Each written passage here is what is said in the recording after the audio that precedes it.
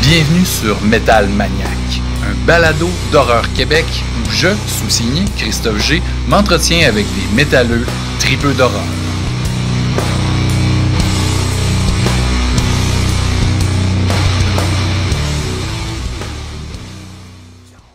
Métal Maniaque, épisode 4, mesdames et messieurs. Merci d'être là, chers auditeurs, chers spectateurs, ceux qui nous regardent sur YouTube. Salut Alex. Salut Christophe. Comment ça va? Ça va. Écoute, il fait beau, il fait chaud. Oui. On est dans... L'été.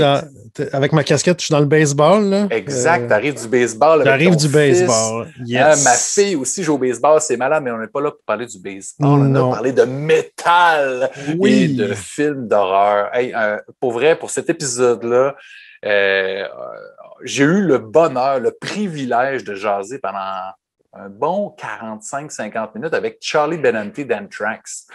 Moi, je suis un fan d'Anthrax fini, là, depuis que je suis tout petit. Là, j'en mange du Anthrax. Là, j'ai tout écouté leur album. Évidemment, les albums avec Charlie Benante, c'est vraiment les albums de mon enfance. J'ai beaucoup aimé John Bush aussi. Mais tu sais, Anthrax, ils ont inventé le rap metal. Ils ont tellement fait de trucs cool, tu sais. Mais Anthrax, que là, je suis en train de montrer là, plein de vinyles pour ceux qui écoutent la version audio. Anthrax, c'est Among the Living. Among the Living, c'est leur chef-d'œuvre. Puis cette année, Anthrax fête ses 40 ans. 40 ans de carrière. Puis pour ceux qui ça le tente d'en savoir un peu plus sur Anthrax ou qui veulent juste les voir jaser de leur histoire, il y a une série documentaire qui est publiée sur YouTube ces temps-ci. Ils sont rendus à 21 épisodes, ils sont rendus à l'épisode 8, Volume 8, l'album qui est sorti en 98, je ne m'abuse, là, leur album qui était un petit peu plus mal aimé, mais c'est du bonbon pour les fans, on écoute les documentaires, c'est vraiment le fun. Et qu'est-ce qui est cool? Non seulement ils fêtent leur 40e, ils vont faire un gros streaming, un gros show stream au mois de juillet, ils sortent une bande dessinée, ça sort, en fait, quand vous allez écouter l'épisode, ça va être sorti, une BD basée sur l'album Among the Living. Ils sont allés chercher des pointures de l'univers, soit du rock et du métal et aussi de la culture horrifique.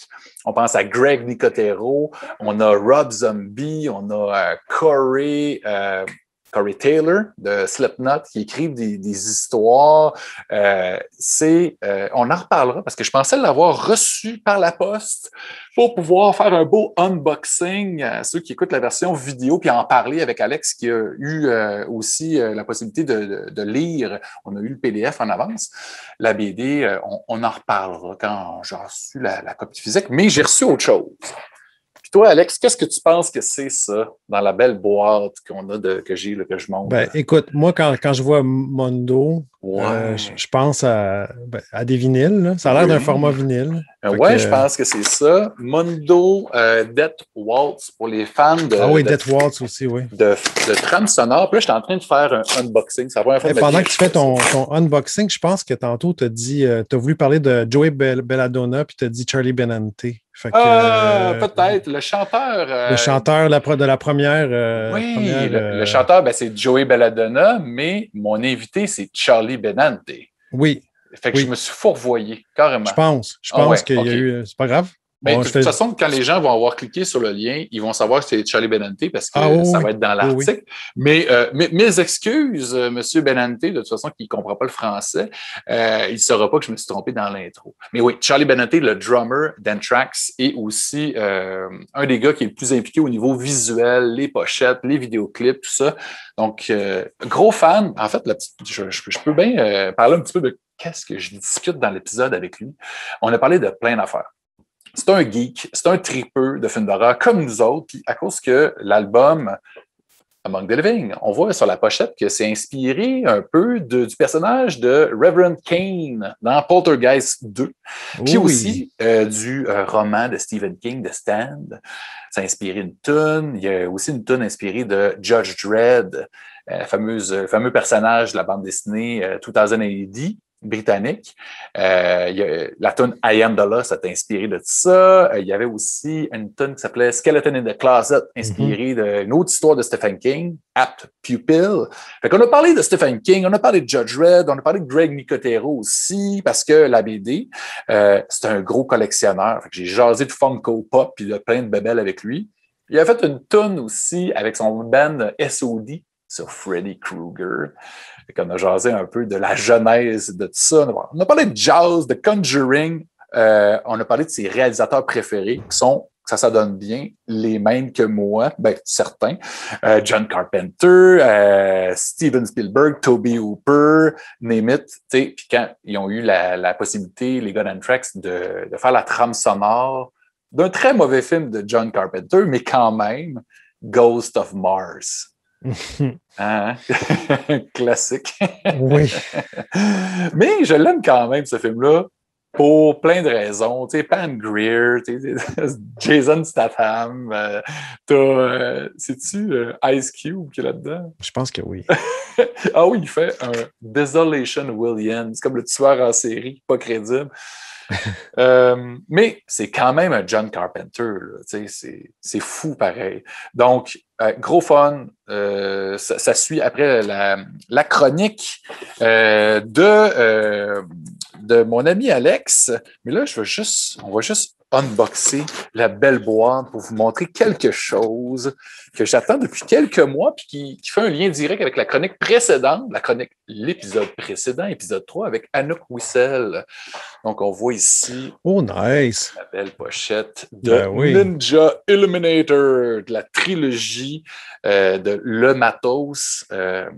Donc, trilogie sortie, si je ne m'abuse, 2008, 2009, 2013, je crois, dans le cadre des soirées de faux trailers à Space. DJ XL5, je crois qu'il y en a un qui est sorti là aussi à Fantasia. Donc, du bonbon. Puis, je ne vais pas le déballer au complet ou peut-être tantôt, là, après qu'Alex va nous avoir parlé de bande dessinée horrifique, métal. Plus métal qu'horrifique. Plus métal qu'horrifique.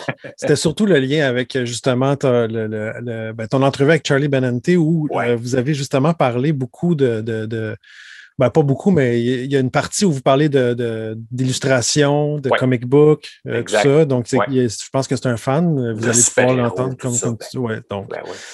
Puis la bande dessinée, en fait, l'idée de ma chronique, c'était qu'on partait d'un album qui est Among the Living, puis on en fait une anthologie à partir des chansons. Donc, on part d'une musique existante, puis là, on va vers quelque chose qui a un comic book, des illustrations inspirées de la musique.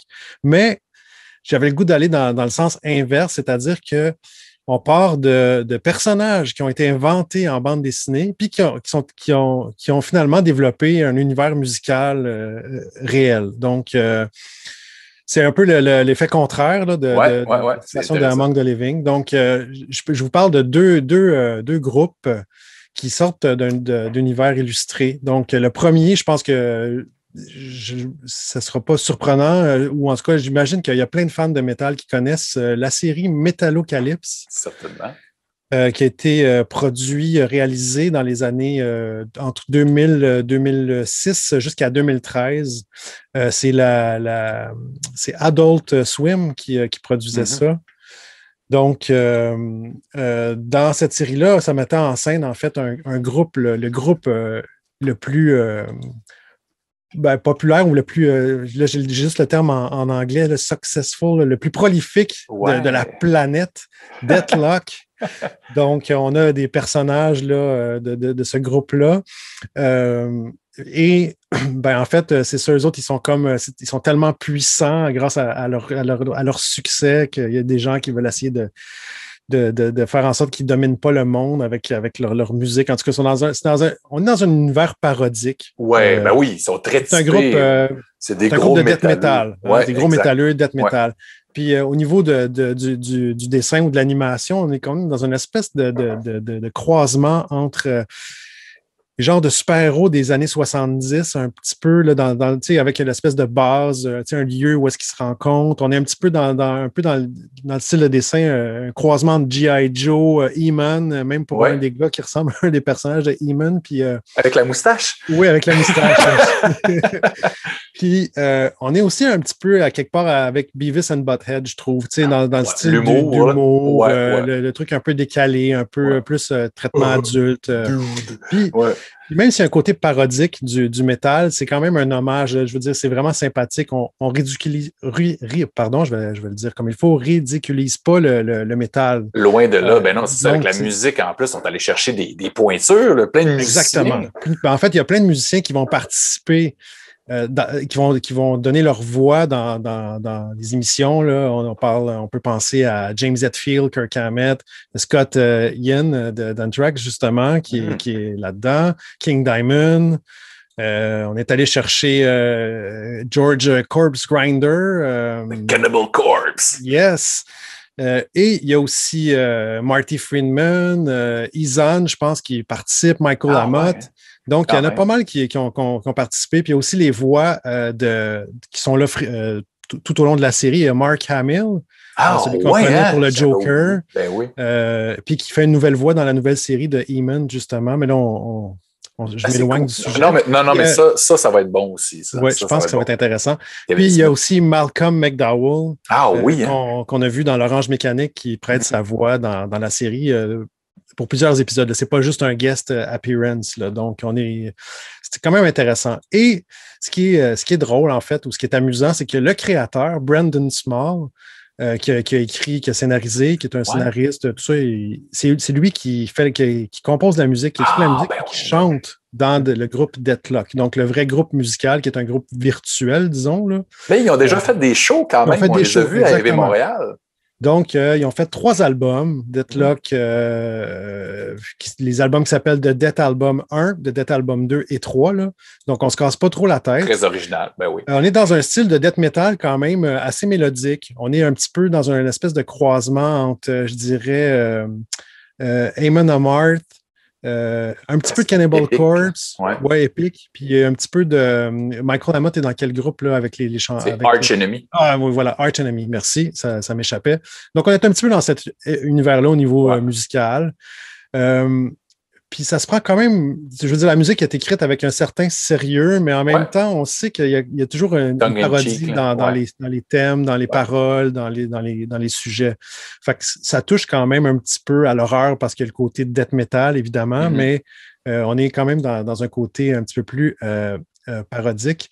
Puis, ce qui est intéressant, moi, ce que je trouve l'élément le plus intéressant du band, c'est le batteur, c'est Gene Hoglan. Oh oui, le beau Gene. C'est un super batteur qui joue présentement avec Testament, mais qu'on a connu aussi avec Death. Ben oui. Qui a joué dans Dark Angel, c'est un de ses premiers groupes. Strapping Young Lad. Oui, c'est vrai, exactement. Donc, il a participé quand même avec c'est une grosse pointure. Fait que je trouve que c'est l'élément intéressant de ce groupe-là. Ouais. Mais je te dirais que, grosso modo, d'un album à l'autre, on n'évolue pas beaucoup. Là. C'est toujours un peu la même genre de formule, mais c'est quand même sympathique. Ça s'écoute bien, puis ça fonctionne. Fait que ça, c'était pour le premier groupe donc qui est né d'une série animée, puis il y a quand même des albums qui sont sortis. Et le deuxième groupe que je considère un petit peu plus intéressant musicalement, en tout cas, l'approche est, disons, plus sérieuse, sauf que les dessins, ça vient d'un comic strip. Donc, c'est le groupe Beelzebubs, qui est une espèce de groupe. C'est un illustrateur finlandais, J.P. Ahonen, qui a créé ces personnages-là. C'était comme des petits strips, là, comme un genre des Snoopy, si on veut, ou des trucs de même. Là. C'est quelques cases. Quelques cases très courtes. Peut-être non? qu'il y en a eu dans Décibel, mais lui, il a publié ça sur son compte Instagram. Il faisait plusieurs illustrations, puis ça relate un peu l'histoire d'un band de black metal. Donc, il y avait toujours un petit côté humoristique, des clins d'œil humoristiques, mais ça joue un petit peu avec l'aspect, le côté black metal, le satanisme. En fait, ça joue avec l'image du groupe, puis dans la réalité, qui vivent des choses comme, dans le fond, comme tout le monde, tu sais, donc les aléas de la vie, là, fait que c'est assez rigolo, sympathique, disons. Mais c'est ça, donc c'est comme en fait, lui, il présentait ça comme un documentaire de ce groupe-là qui existe depuis, selon lui, 2008, puis il y a eu une évolution du groupe, il y a même eu des changements dans la formation, là, tu sais, comme dans un vrai band, finalement. Mm-hmm. Et il y a eu un recueil des comic strips. Ça a fait un premier tome, si on veut, de bande dessinée. Il y a même une version qui se trouve en français aux éditions Glénat. Donc, c'est une compilation de toutes les comic strips. C'est vraiment bien, en fait, comme truc. Les dessins, ça fait un petit peu penser à Gorillaz. Fait que c'est un peu comme si on avait un genre de Gorillaz version black metal. Et ils ont sorti un album en 2019. Donc, un vrai album. Donc, qui est l'album qui s'appelle Pantheon of the Night Sight Gods. C'est du black metal. En fait, c'est un mélange de black et de death, mélodique et symphonique. Fait que c'est comme je te dirais, un croisement entre Dimmu Borgir et Insomnium. Puis Insomnium, en fait, c'est un groupe finlandais de death metal mélodique. Je pense qu'en fait, le chanteur ou des membres d'Insomnium sont les musiciens de Beelzebub, parce qu'on ne sait pas qui sont les... C'est pas dit. C'est pas dit.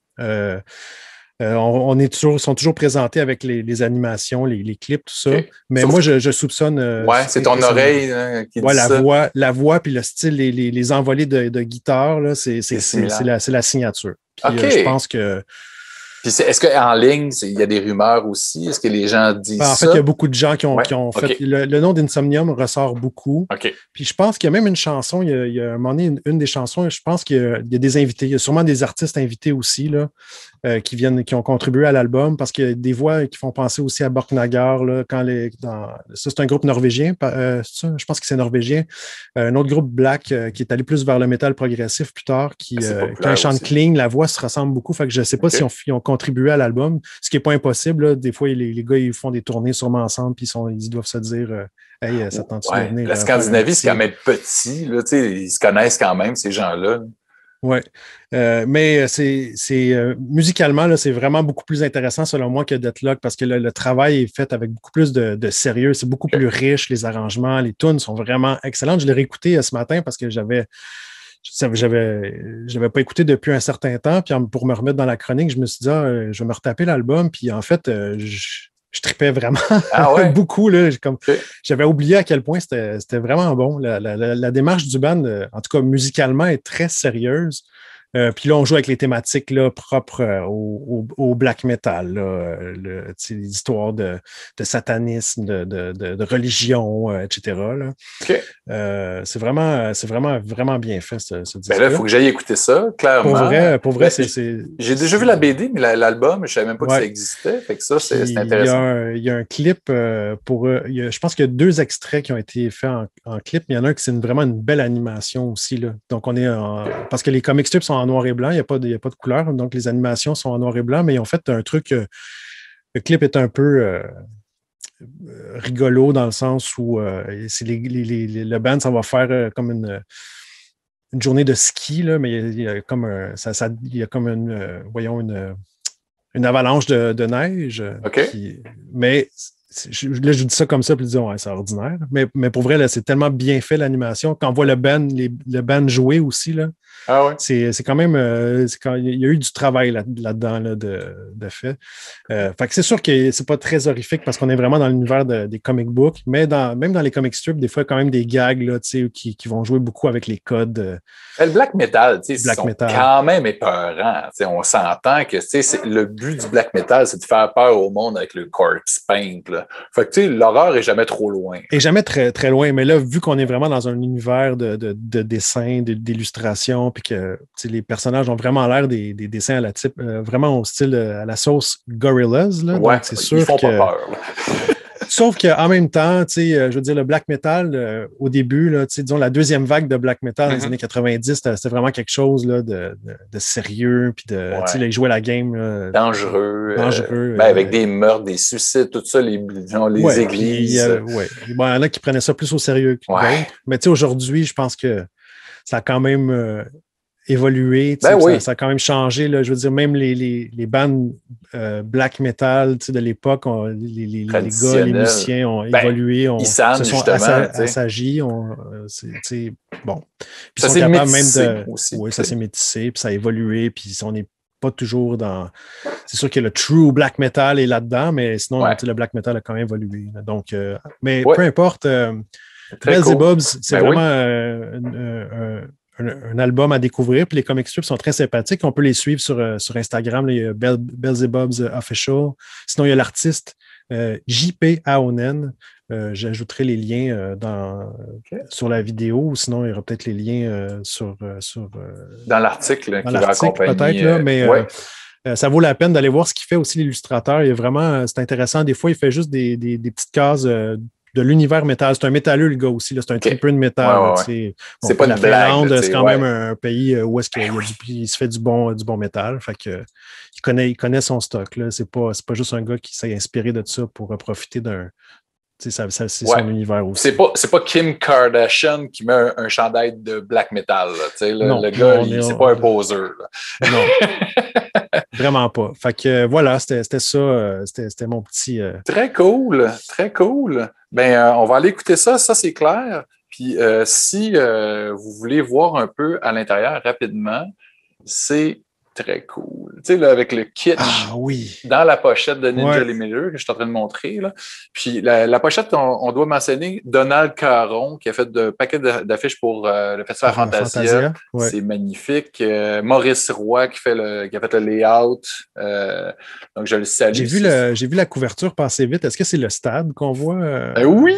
OK. C'est le stade olympique, c'est juste génial. Tu sais, on est à Montréal, tu sais, quand même, c'est vraiment nice. Puis, ben, évidemment, quand on commande des vinyles chez Mondo, c'est une obligation d'avoir un vinyle coloré, avec une belle étoile de ninja. C'est très cool. Ça n'a aucun rapport avec Anthrax, mais c'est pas grave. On est chez Métal, Maniaques. On a reçu Anouk Wissel la semaine passée, donc je trouvais qu'il fallait absolument montrer les belles choses que leurs potes de Le Matos produisent. C'est à la trame sonore, justement, de ces 3 courts-métrages-là. Donc, ben, merci Alex pour ces suggestions de dessins animés et d'albums aussi, parce que moi, je viens de réaliser que j'ai jamais écouté les albums de Dead Clock. Je les ai déjà attrapés en concert avec justement Gene Hoglan en arrière du kit pour tenir la cadence de façon métronomique. C'était à Heavy Montréal, puis c'était... voir Gene Hoglan drummer, c'est toujours un plaisir. Puis ouais, je vais aller jeter une oreille à Beelzebub aussi. Ça a l'air très nice. Vraiment.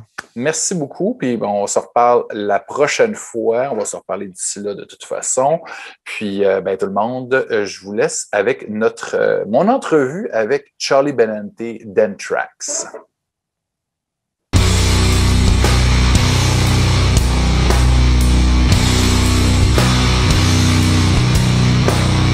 Hey man, how's it going?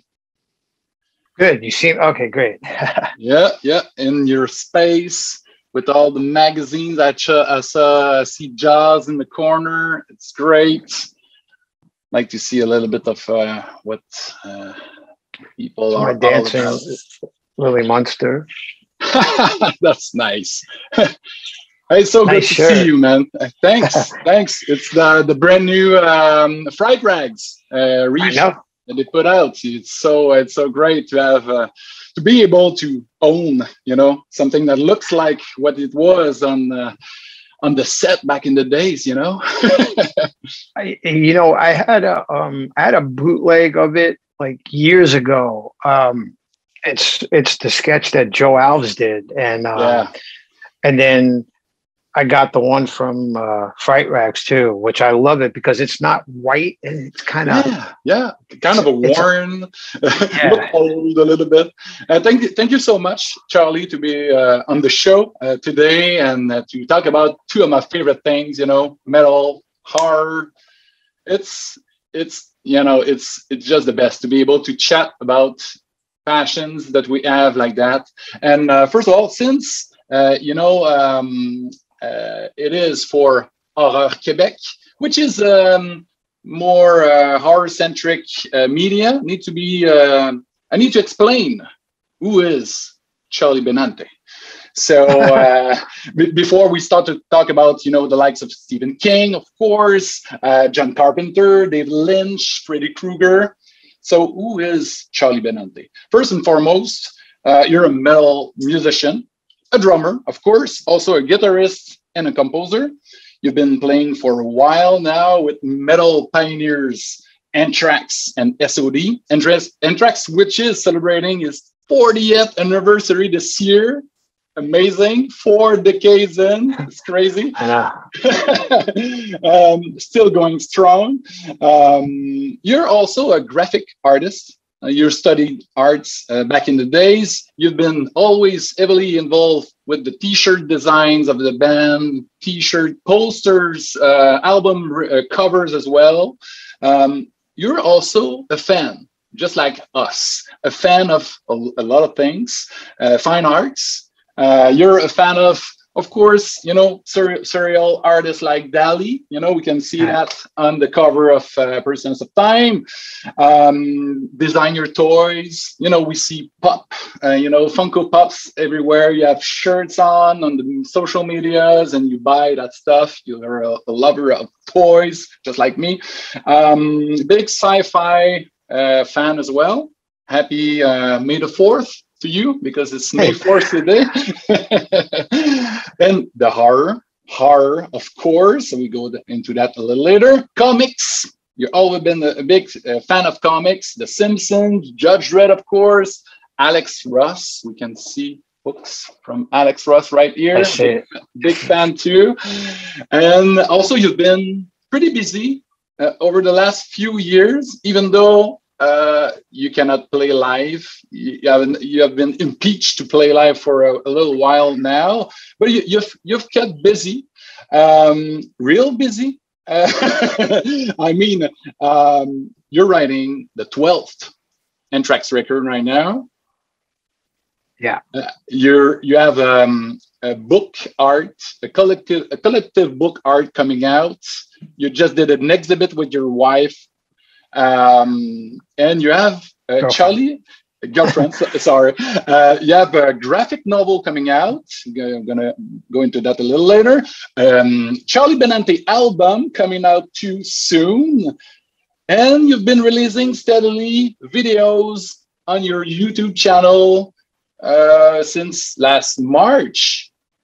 And thank you so much for those. It was, every week that you had a new video, it meant the world to me as a fan, seeing you play with a lot of cool guys from cool bands and play, songs like fucking Rush, Canadian, the best Canadian band that ever lived, Rush. So it started with a cover of Rush, right? Yes, absolutely. It's crazy. So let's jump, because I know you have Silver Linings coming out on May 14 on Megaforce Records. So many great songs, so many, with a lot of, people from your band Anthrax, Slipknot, Testament, Suicidal Tendencies, of course, Death Angel, and so on. I can go on and on and on. But we need to talk about horror. So let's jump right into horror, and what would be the best segue to talk about metal and horror than to talk about Among the Living. 1987, first of all, the cover. So what was the idea behind the cover? I know you told the story, before, Stephen King inspired, but, going to that artist in particular was like a stroke of genius. Well, wow, that was a lot. Yeah, I know. Sorry. So the idea for Among the Living was basically in all of our lives, our surroundings. There's always an evil somewhere, and with this type of artwork, when I was meeting with the art department up at Island Records, which was also through Warner Brothers. So Island Records would use Warner Brothers art department, Atlantic Records, Elektra Records.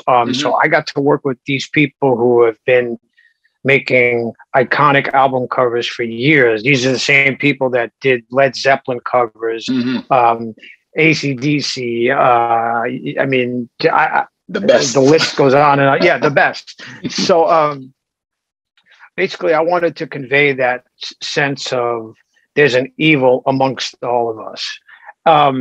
I had just seen this movie, Poltergeist, and there was a character, and the actor, his name was Julian, not Julian Sands. Oh God, what was his name? I can't remember his name. But Richmond or something. He was the priest. He played the priest. He played like the preacher. Yeah. And I said something about him just stood with me, like the way he looked. And it turns out that the actor was very sick during the making of that movie. And I told the artist I wanted to base the look off of him, and he loved it. And I just wanted to have that kind of gleam in his eye, and he's just tipping his hat off as if to say, "I'm here," you know. And that's how it all happened. I wanted it to be very dark too, the cover. Yeah. So, and the artist that painted the cover, Don Brodigan. Yep. He's done amazing things before. He works with you guys, for a few covers. He did also Persons of Time, and he did State of Euphoria, right? State of Euphoria, yeah. I think he also did like a Metallica record or two. Yeah, he did right. And had a bunch of novels, covers for novels. Yeah, exactly. So, yeah, exactly. So I think he was part of the equation, even though he didn't know he was going to be part of it because of his previous work with, the Stephen King books and other things like that. So it was just meant to be, you know what I mean? It was something that brought us together. And that's how it happened. Synchronicity, since also there's a bit of The Stand as well. I think he went into into your mindset to inspire Stephen King, The Stand a little bit. That's what I heard from Scott. And and also that song, Skeleton in the Closet, is from App Pupil. App Pupil, yes. Yeah. Yes. And I was wondering about King. What was the first novel you read? From that great author. I read The Shining. Oh yeah. Yeah. You started with a big one, huh? It's pretty heavy. I remember when I was a kid. I'm not a kid, but a teen. I watched the movie and I started to read the book, and I thought it was pretty intense, but it's pretty slow at the beginning. A little too slow for my taste, but my taste changed ever since. But the Shining, it's pretty heavy also. I thought The Shining was the book. I thought the book was awesome, but then when I saw the movie, I didn't like it when I first saw it. I mean, I liked it, but I didn't like it because I was expecting a little more from the book. They change a lot of things. They change a lot of things. Over the years, I liked the movie because I think Stanley Kubrick and Jack Nicholson, when I started to do research about the movie behind the scenes, it made me appreciate the movie even more, So Jack Nicholson, his performance is like over the top in that movie, and I think really, really saves that movie. I know, and Stephen King, of course, he's been public about that, and he quite disliked the movie, and he thinks, I think the Stephen King point was that, from the get-go, Jack Nicholson, he's crazy because he's really intense, from the first second you see him, as opposed to in the book, it's more gradual. Gradual. Yeah, exactly. So it's two different beasts. Yeah, I think they jumped in that movie because I guess there was no time to build it gradually because they had so much to actually tell, and I think that's why it turned out the way it did. Exactly, and it's two mediums. Of course, you can take your time with the novel, to put the basis, and you spend a lot of time with the reader.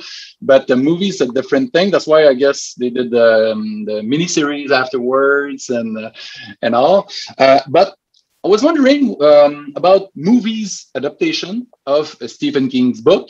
Do you have a favorite amongst them all? Because there's a lot of good ones. There's a lot of, not so good ones as well, but there's so many, I like Salem's Lot. Oh yeah. Toby Hooper. Yeah. Toby Hooper. Even though it was a TV movie, it was good, so, I mean, I like Dr. Sleep. Okay. I haven't seen it yet. I thought it was okay. I liked. Oh God! Now I'm drawing a blank with a lot of Stephen King. I liked Misery. Oh yeah. I thought one of the best was Stand by Me. I thought that was great. Oh yeah, definitely. I'm a big fan of Shawshank Redemption. It's not a horror film, but Tim Robbins, Morgan Freeman. Yeah, I liked it too. But there's something about Stand By Me that always kind of, I don't know, resonates. I have yet to revisit it. It's been a while, but I remember, it was awesome. That coming of age film with great actors. River Phoenix was in that. Yeah. Yep. And it's crazy. Stephen King. Have you ever been able to meet the guy? Never. No. Never got a chance. No. He was gonna. There was so many different times where he was coming to the show, but it didn't work out. And I don't know. Someday. I know he's a rocker. He likes rock music, and AC/DC did the soundtrack for his Maximum Overdrive movie. Sometimes. I think it'll happen. Yeah, man. I hope for you guys. And what I wanted to talk about is it's not horror, but it's dark pop art. Talk about Judge Dredd, of course. I Am the Law, great song, and you have been inspired by the comics. 2080, Judge Dredd. I was wondering what you thought at first when you saw the first movie, the 95 Stallone movie. I was pretty much let down by it. And it's because of that movie that I didn't give the next movie with Carl Urban. I didn't give it a chance. Oh, no. I didn't want to see it. And then eventually I ended up seeing it, and I said, this should have been the first Judge Dredd movie. Exactly. But I love the actor Carl Urban. I think he's if you watch The Boys at all, he's awesome in that role as Billy Butcher. I heard about good things about that series. It's kind of a dark superhero vibe. That's what I heard. It's really good. And in the Dredd movie, they understood that shouldn't take off his mask, his helmet. Yeah, that was the whole wrong thing about the first movie, because it was a little bit, there was some fun to be had with the 95 movie, the robot and all, but it was like a misfire. They didn't put a good a director who loved the Dredd story. I don't think. I don't know. I just don't think people involved in it loved Dredd and knew the backstory as much as it wasn't a movie for fans. That's exactly. I totally agree. They didn't understand what it was. They bought a name. They bought a name and they put an actor with a big name, and the fans were let down. Sadly. What a great thing that you add. The possibility to go full circle. Last year, I guess it was last year, you made a cover. You draw a cover for the comic book, Among the Living. Oh, yeah. With Judge Dredd. How is that about, going full circle? It's amazing. Well, it's funny because when Josh Bernstein, who runs Z2 Comics, approached us about this idea, all of a sudden my head exploded with, I want to do this. I want to do that. We need to get this person. We need to get that person. So all of the ideas that, we wanted for the book actually happened. A lot of the writers that are in the book, we wanted, and they all said, yeah, I'd love to do it. The artist agreed to do it. So it was important for me to have as much Anthrax input in it as possible. So I immediately said, I want to do I'll do some pages, I want to do the cover. And they were like, do a cover. So I said, all right, I'll do the cover. So Scott was writing, Scott wrote the story for the I Am the Law. Oh, great. Because he wrote the song, of course. So he wrote, the lyrics to it. The story he was going to write. So he told me the story he was thinking about. I'm like, that's fucking awesome. So the cover kind of depicts a bit of the story. So that's how that all came about. It's great, man. I'm so happy for you guys because, it just makes sense, and there's so many stories in that record, in the lyrics, and to have it, on the 40th anniversary of Anthrax, become a comics. It's awesome. I know that you wanted to have to have a comic book out. You want to write you wanted to write a comic book for years, and it's happening now with Among the Living. It's great. So tell me about collecting, and having all those guys involved, because I'm talking about, Greg Nicotero, from KNB, and also the Walking Dead and the Creep Show series now, FX artist extraordinaire. He recreated the Nutman, the iconic Nutman, as a zombie, How cool is that? I know. It's awesome. Like, I love his style. I love Greg's style to things. He's one of those guys that if he's doing it, he's going to give you 100% no matter what he's doing. When back in the day, when I heard that Greg was going to redo the original Jaws shark from the first movie that Joe Alves designed, and he was going to recreate it, I knew, man, I was like, oh, this is going to be awesome. And then of course it was awesome.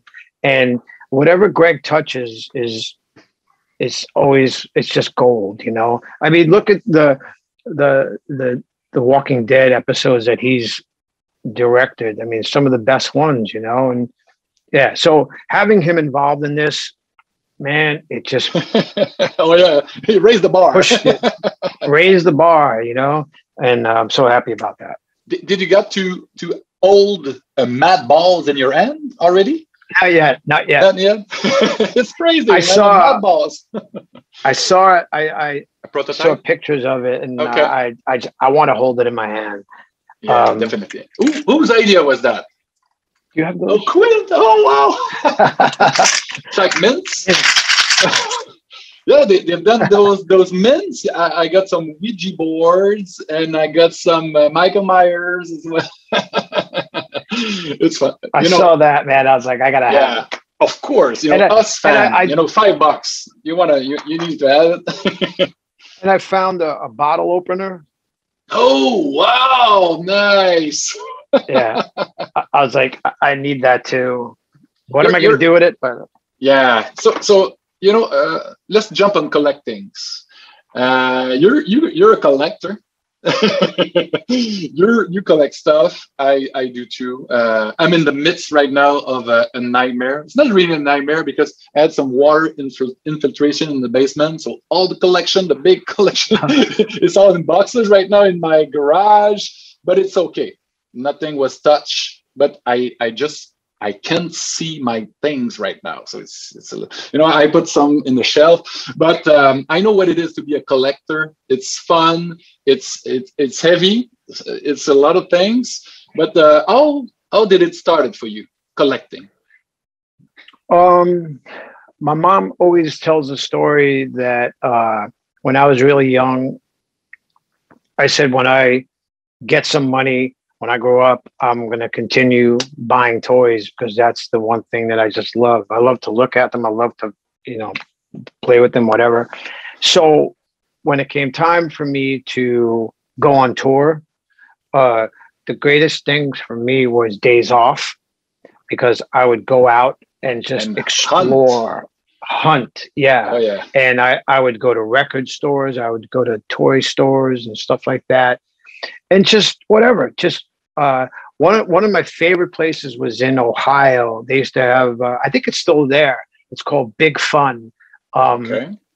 And it's a store with just all vintage toys, new toys, little things like, these, all new and old stuff as well. I would spend an hour or two in that place. And then at the end of a tour, I would always accumulate so much stuff in boxes underneath the bus, and it's like, how am I going to get this home? That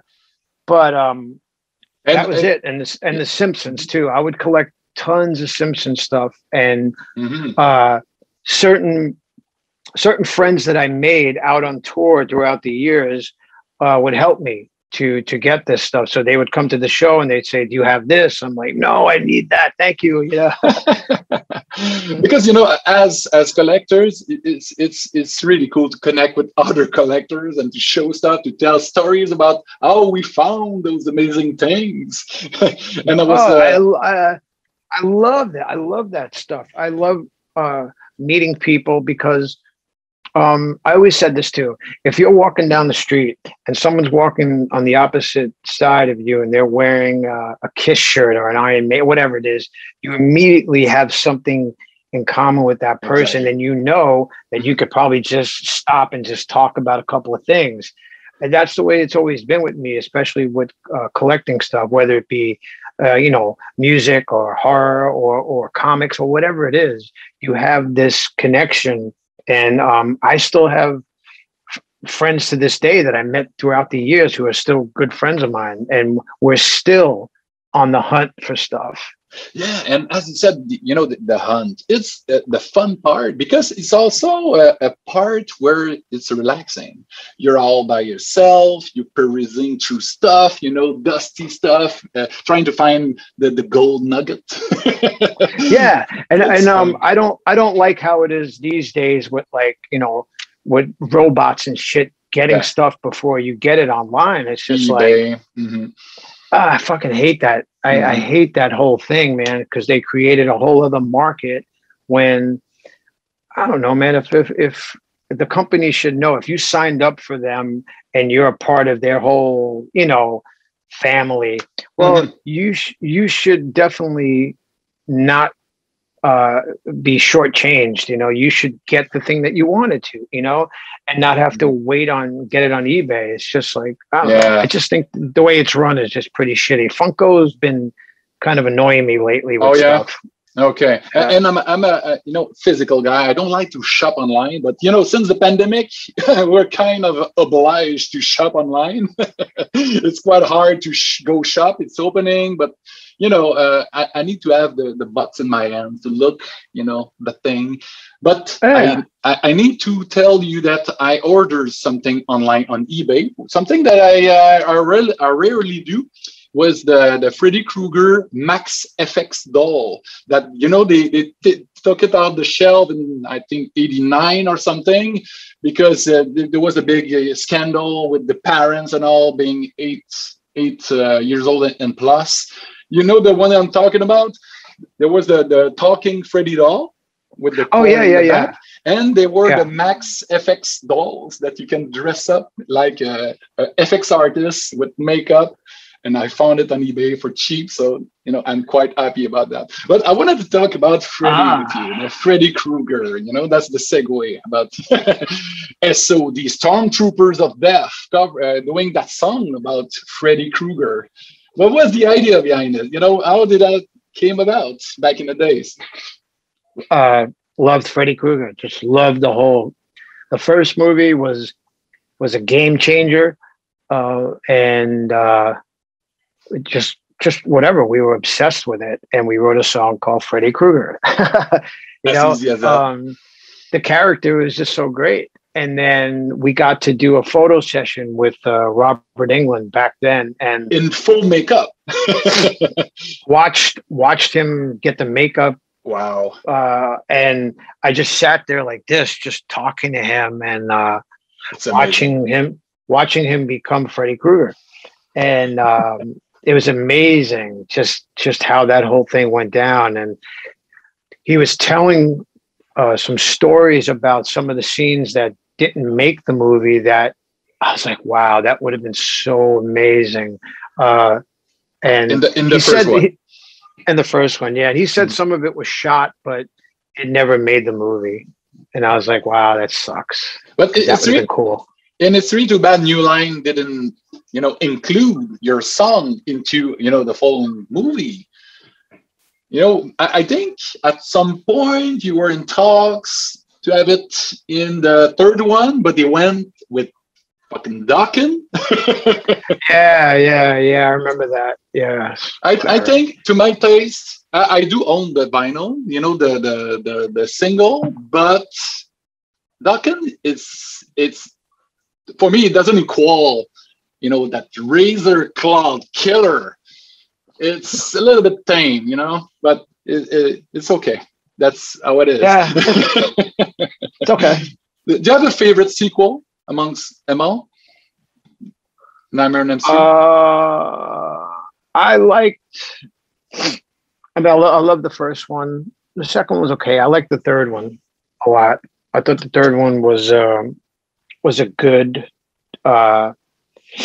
just different story. You know what I mean? I liked, and then I would see some of the ones that came after, but I kind of lost some of it.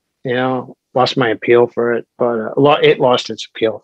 Yeah. But usually, sequels, it's kind of hit or miss. Most of them, I mean, Star Wars had a great, second movie. Empire was great. Yeah, Godfather 2, I thought was great. Jaws 2. Have you seen the fourth one? Oh, of course. Is there any franchise that you cannot miss an episode, even though you know it's going to be bad? You need to see it. Any franchise that does that for you? I do like the Conjuring movies. Oh yeah, okay. Yeah, I'm looking forward to this one that comes out in June. So I don't know. There's something about them that I like. I think because universe.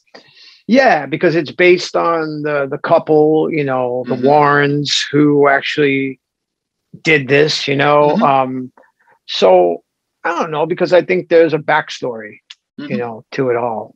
So yeah, I like those movies. I think they're good, especially the first one, and then the second one that takes place in England. And I think James Wan, he has a vision, with the whole universe and the spin-offs and the Nun and the Annabelle, and it's fun. Those movies are fun. I absolutely agree with you. Yeah. And they still have been. There's still more characters that we still don't know about. There's so many little creature or things that they have in their big large room, so the possibilities are kind of endless. Yeah, they're endless. So I don't know I think the Nun may be in the new movie too, but I don't know. That's cool. Do you have a favorite horror movie director that you follow? Or favorite horror movie? There's so many of the great ones, they died already. It's, the Cravens and the Hopers and Romero. I mean, yeah, there's so many who created this genre and helped the genre to spawn other, directors and writers and stuff. Because I think if you're going to make a horror movie, you better be well versed in it, because you better know what came prior and where you're going. And once they do that, like Tobe Hooper, I mean, that's perfect. Someone like him, what he did in the genre is awesome. John Carpenter, what he brought to those first movies that he did, Halloween, The Thing, Assault. It's like all those movies, man, they inspired so many other movies. And then someone like Spielberg, who definitely, there was a time when Spielberg was kind of, people weren't too happy with the stuff he was doing, if you remember, and then I think he made Schindler's List. And I think it all kind of started to come back to him. And I think even for him, he started to embrace his older movies like Jaws, who he wasn't too crazy about, It was hard to make. Because it was hard to make. But if he didn't put all that work and all of that effort into that movie, well, I don't think Steven would have gone on to do the great things that he did, because the success of Jaws gave him the opportunity to make other movies. And without Jaws, I think, Yeah, I totally agree with you. And, Jaws is a horror film. Whether, the critics don't want to admit it or not, it's the ultimate or the first summer blockbuster movie, yes, but it's a horror film. People die. It's kind of a slasher in a way. And, it's also afterwards, as you said, he came back, in the critic eyes in the early 90s, but he did, Jurassic Park. That's also a horror movie, Great. It's great, man. And Jurassic Park for its time, man, the way he made those dinosaurs look, and when we first saw it on the screen, I mean, it was just like, whoa. Insane. Whoa, that's like, and the thing I love that he did is he worked with Stan Winston in such a way that you had real life things on the set too. Yep. So and it was so seamless too, the way he would cut from one thing to the other. But like when that T-Rex comes out, that's like one of the best scenes on the screen. And he's a real director, so the build up and those, the sound design and the editing, also, and it came with the, the limitation also of CGI. They used it just the right amount, and as you said, the practical as well. And Phil Tippett was on board as well, trying to reinvent himself with animation, CGI, and Stan Winston, what a great artist. And I just revisited that franchise last summer with my 6 years old. She was 6 at the time. We watched the 5 movies in a row, and it was just so fun. It still holds up, the first one. Oh, absolutely. I think the first one holds up really well, and I think that's the beauty about it, is because these were things that existed. And I just think, like, when Spielberg does a movie, he surrounds himself with people who are experts, and like they really do their homework on it. And that's one of the reasons why I think this, I know people are going to be upset at me for saying this, but I don't like superhero movies that much. Man, I'm with you. Those Marvel movies, they bore me to hell. It's over long. They don't know, pacing and so many things happening. The Transformers, all that. I'm out. I agree. There's a handful that I love. I love the Guardians of the Galaxy. I love the Deadpool movies. But all this other stuff with just I don't know, it's just too much for me. Like, yeah, exactly. I don't like it, but I do like the WandaVision show though. I think. Oh yeah. It was different. It's different. It's cool. It's refreshing because they need to, because all those movies, it's kind of they don't have a personality. It's all interchangeable, but we have to remember that the first real superhero movies that we had in the beginning of the 90s or end of the 80s were the Tim Burton's Batmans, and those were great movies. They still hold up. I can't wait to watch it with my daughter. I love, Michael Keaton, and I heard he's going to be back as Batman in some ways. I don't know. I heard that too. I mean, I like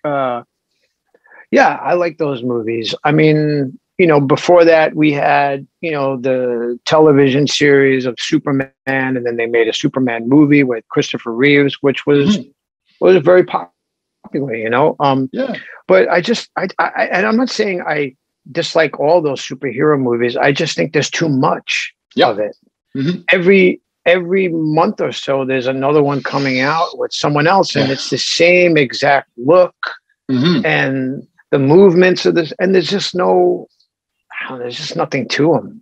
Yeah, man, I totally agree. But I need to go back to horror, because it's okay, superheroes, but it's all about horror and metal.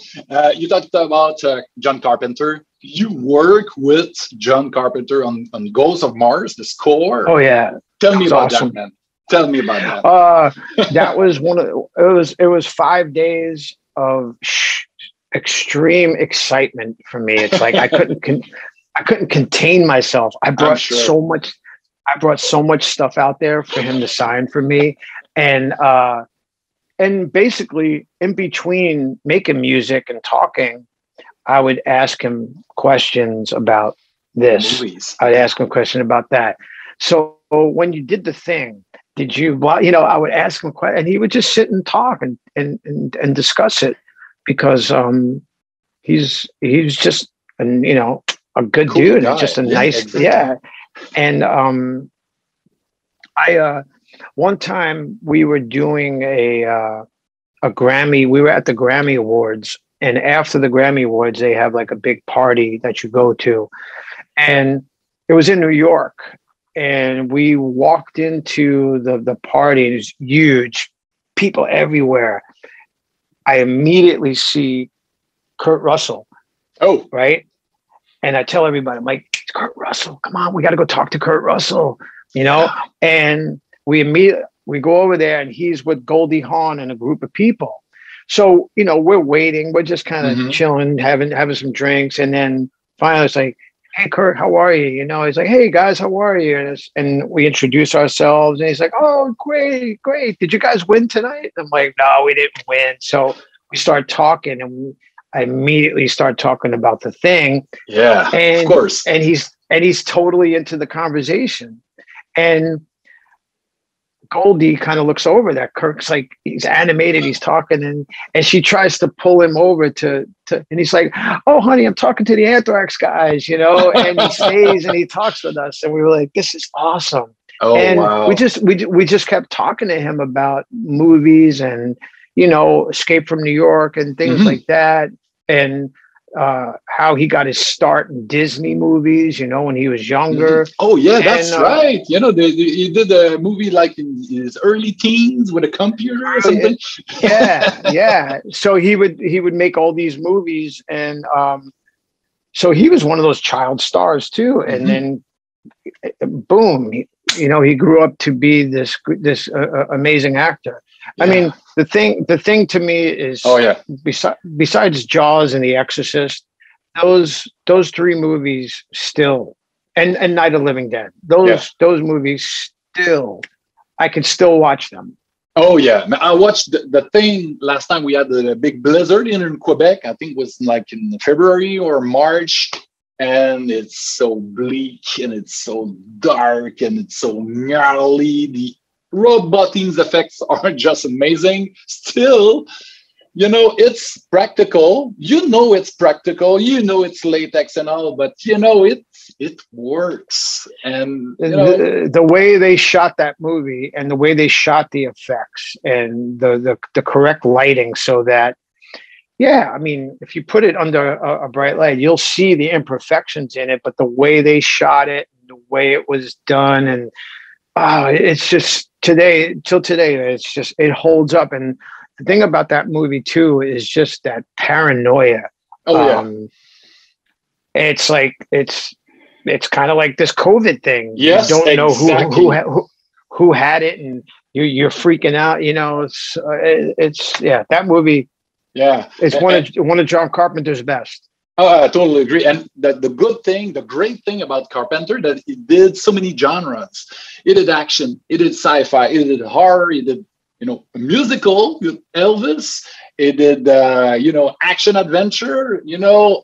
Big Trouble in Little China. It's so Little China, great, and comedies, and he can do it all. And people don't want to give him money anymore to do more movies.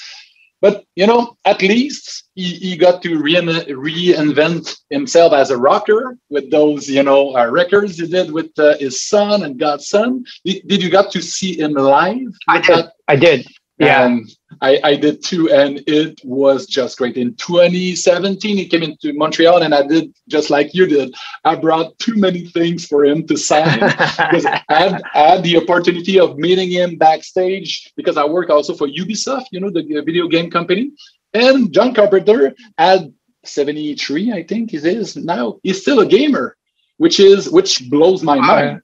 He's a big Assassin's Creed fan, Far Cry. He plays our games. So I was so, kind of proud and, really impressed that he was still a gamer. So I brought him statues and a lot of Ubisoft swag.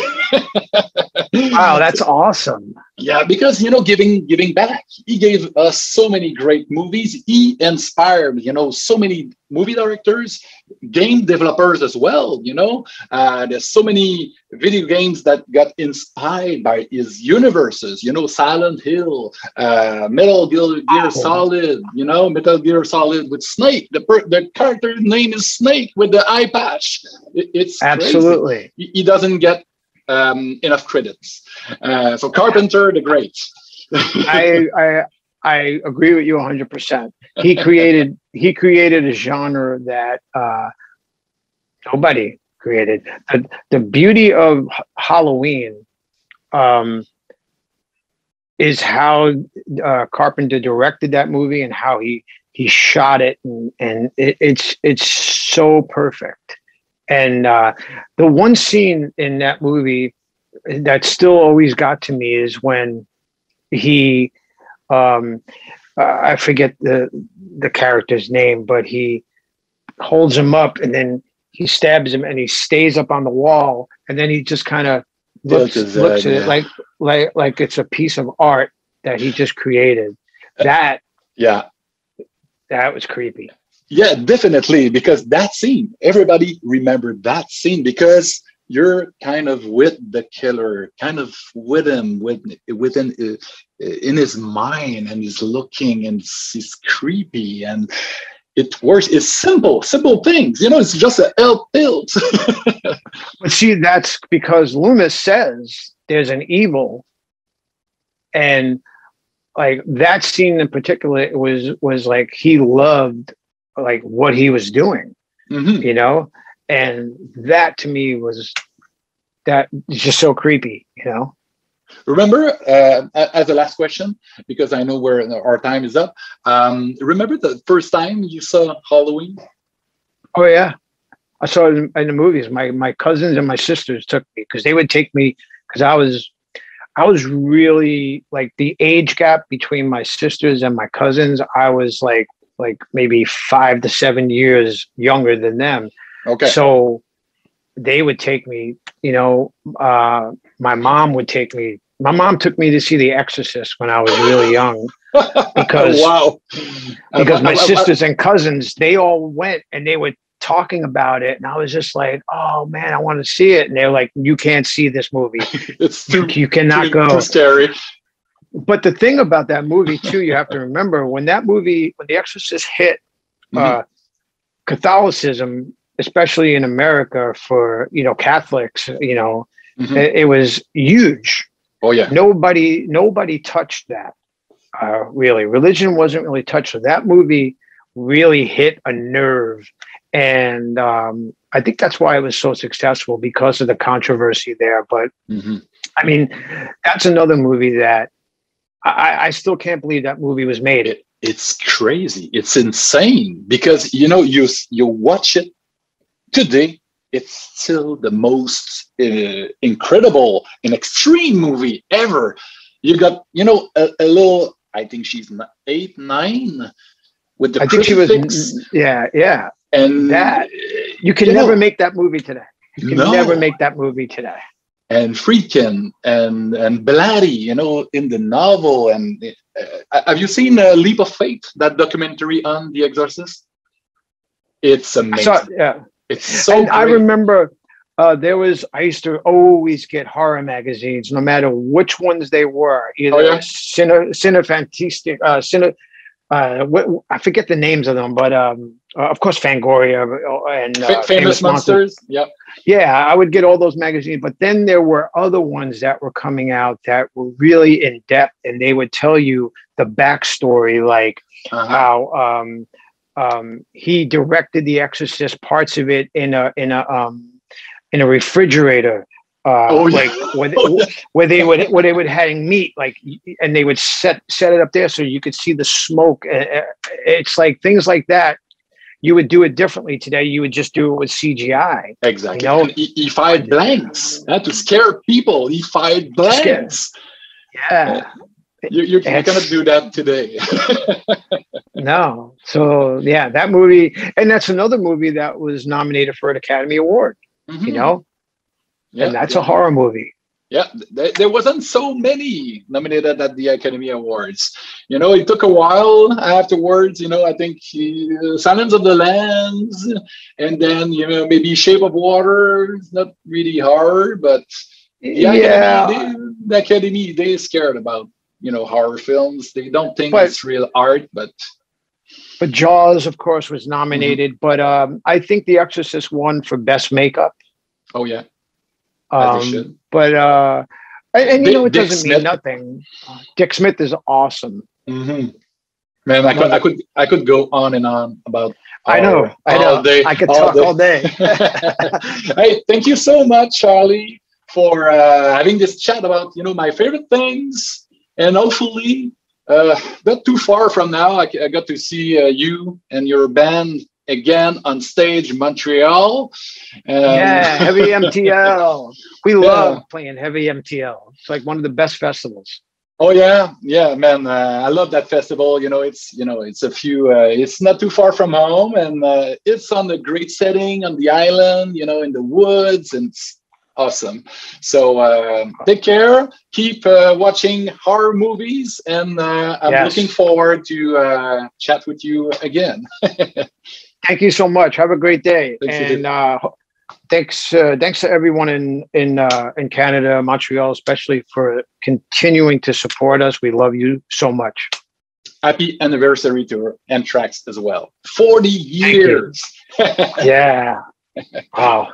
Wow. All right, bro. Thank you. Thanks. Cheers. Take care.